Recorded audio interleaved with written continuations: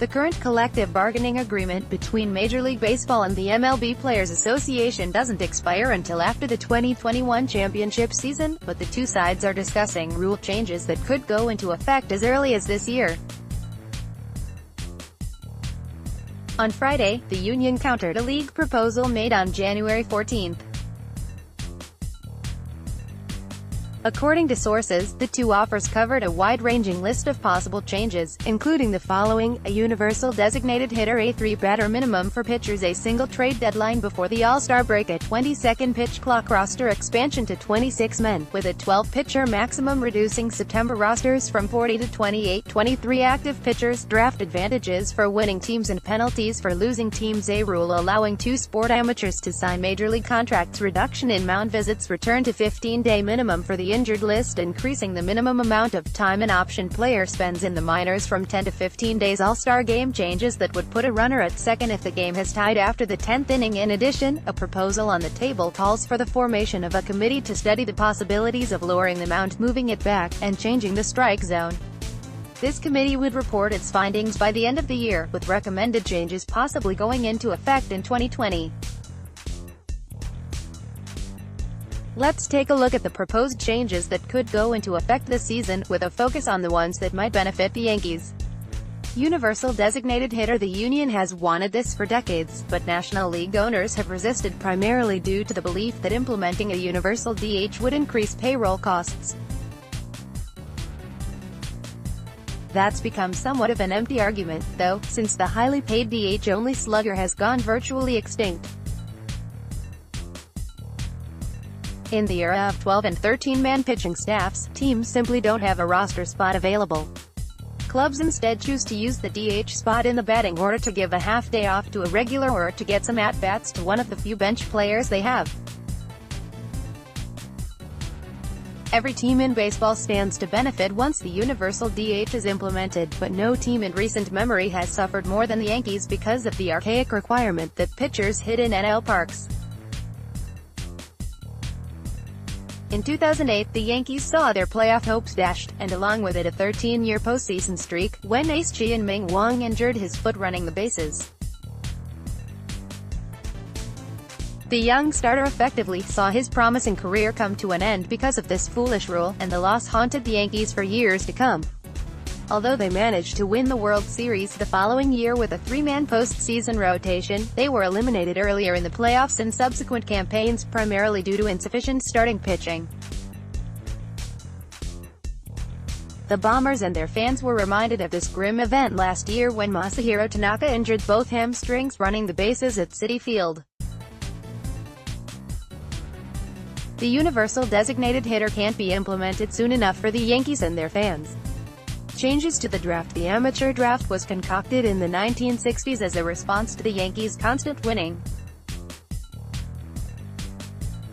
The advent of the draft meant that losing teams would be rewarded for failure.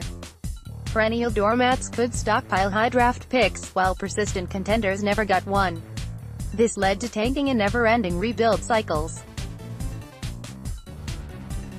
Naturally, the MLBPA wants all of its members heading to spring training feeling like they have a chance to win. You'd think that MLB would want every fan to feel that way as well, so the union has proposed changes to the draft system that grants advantages for winning teams and penalties for losing squads. Obviously, any change that rolls back penalties on teams that win should benefit the Yankees. Pace of play. Many of the rule change proposals involve the ongoing efforts to increase pace of play, since MLB executives have determined this is necessary to attract new fans. A reduction in mound visits to 5 this year and 4 in 2020 is under consideration, as is the long overdue implementation of the 20-second pitch clock. The most interesting pace of play proposal, however, is the one setting a 3-batter minimum for pitchers. This proposed rule change is specifically aimed at managers who bring relievers in to face just one batter, requiring multiple pitching changes to get through a single inning. Implementation of this new rule will cause the extinction of the loogie. Thankfully, the Yankees don't have this type of manager. The club tends to both develop and acquire relievers who can go one inning or more.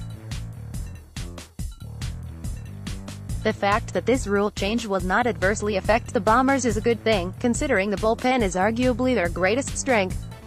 Roster management. I honestly don't like any of the proposed roster management changes, and hope that none of them get implemented.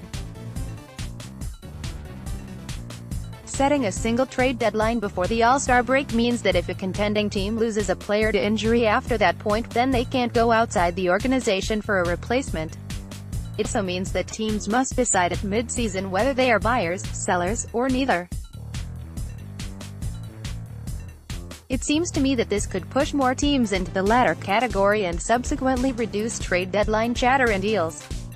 Increasing the minimum amount of time an option player spends in the minors from 10 to 15 days, while simultaneously expanding the active rosters from 25 to 26 men is puzzling. Why not reduce the minimum amount of time an optioned player must spend on the farm to 4 or 5 days, and just leave the roster size as is? That way, teams can more freely utilize their 40-man rosters, without altering the size of the active roster, which has remained unchanged for most of the last 100-plus years. Reducing the active roster from 40 men in September is long overdue, but the current proposal would set it at 29, with the manager required to submit a list of 28 players who are available to play before each game. This is an effort by the union to get more players service time. I still don't think a team should have more than 25 players available to play in any game, except doubleheaders, whether it's September or not. Finally, returning to a 15-day minimum for a player to be placed on the injured list, formerly known as the disabled list, it is under consideration. This is what it used to be until 2017, when the minimum stay on the list was set at 10 days. Since player safety and health is a priority, as it should be, why not reduce it to 5 days? That way, a manager isn't tempted to play someone who is banged up. He can instead be replaced on the active roster for a short amount of time while he heals. What do you think about baseball's proposed rule changes? Let us know in the comments section below.